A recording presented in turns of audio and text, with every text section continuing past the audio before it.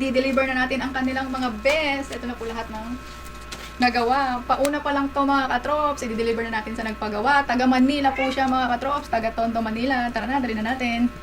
At eto na nga mga katrops, nagbiyahe na tayo at nakamotor lang tayo niyan mga katrops. Buti na lang ang ganda ng sikat ng araw at maganda-ganda ang panahon. Kaso nga lang ayun, sa sobrang ganda ng panahon pero mainit pa rin talaga sa biyahe mga katrops. Kaya sa lahat ng mga nagbibiyahe dyan, kailangan magdala kayo ng panangganyo sa init ng araw at init ng panahon ngayon. At syempre, ang pinakamahalaga dyan, lagi nyo pong babaunin ang safety. Kailangan lagi po kayong safety at kalmante sa pagdadrive at huwag po masyadong magmadali dahil makakarating din po tayo sa ating pupuntahan.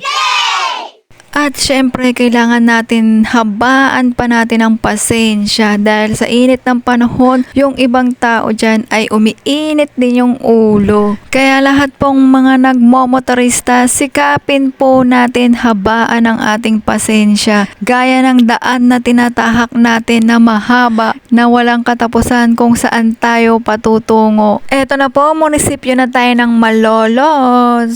At pagkatapos ng Malolos, eto na nga, paakyat na tayo sa Tulay ng Tabang. At syempre mga katrops, eto na, papasok na tayo sa Bulacan. Ayan na po yung arko ng Bulacan.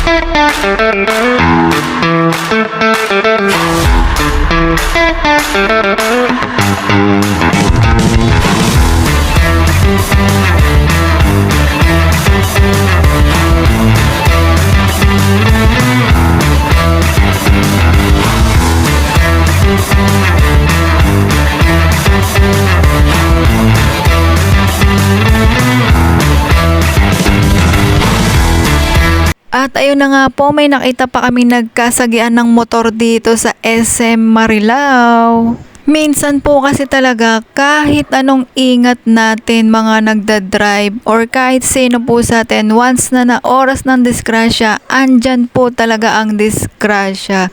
Pero ganun pa man, sana po talaga wag po tayong singit ng singit kung saan saan. Sumunod naman po dito banda, may nasiraan na naman pong sasakyan naman po banda rito. At bigla po akong may nakitang naka-raider, naka-dress po siya at naka-heels. Ingat po sa pagdadrive. Eto na nga po mga katrops, kung makikita nyo, madilim na dahil ginabi na po kami sa biyahe. Dahil mahaba-haba po ang aming binyahe. Medyo matraffic na nga po banda rito dahil papunta na po to ng Valenzuela People's Park na po to mga katrops. At ayan na nga po kung makikita nyo ang Valenzuela. At ayan po ang People's Park. At syempre dito naman banda SM City Valenzuela na po mga katrops. At eto na po mga katrops, nandito na tayo sa monumento.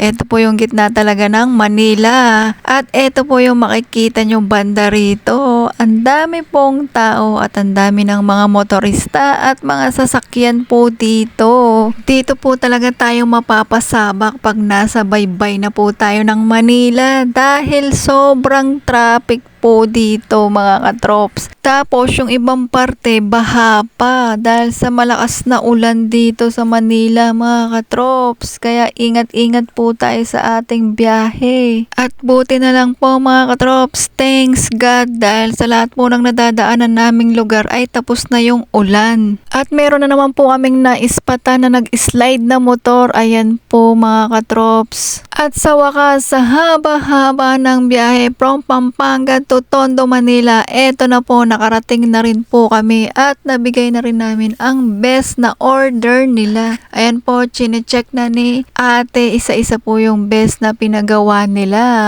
At ayan na nga po, okay naman po sa kanila ang best na pinagawa nila. Kaya ayan po, sabi ko mag picture po muna tayo bago tayo maghiwa-hiwalay. Ayan po, magpipicture po muna kami. At ayun po yung isa nalang tropang nagpagawa, sinuot na nga po niya habang namamalengke.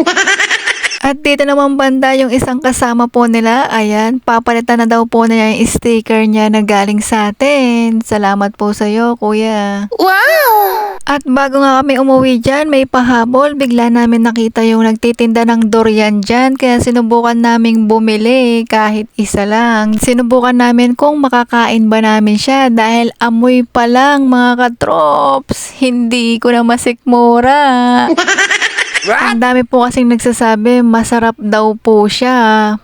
Kaya susubukan natin mga katrops. At ang kilo po niya ay 250 per kilo po siya mga katrops. Kaya nung tinimbang yung isa, nagulat kami sa price. What? At ayan nga po mga katrops, yung binili namin ay pinabalat na rin namin para makain na rin po mga katrops. Dahil hindi po namin alam kung paano po yan balatan dahil first time namin. Oh no! Kaya ayan, pinabalat na namin at pinaseparate na rin po namin yung mga laman. At amoy na amoy po yung amoy durian niya mga katrops. Kung maamoy nyo lang, sobrang amoy niya. Wow! Kaya salamat din po kay kuya na nagbalat ng aming durian. Kaya hanggang dito na lang po mga katrops. Salamat po sa panonood. Ingat po palagi. God bless. Bye-bye!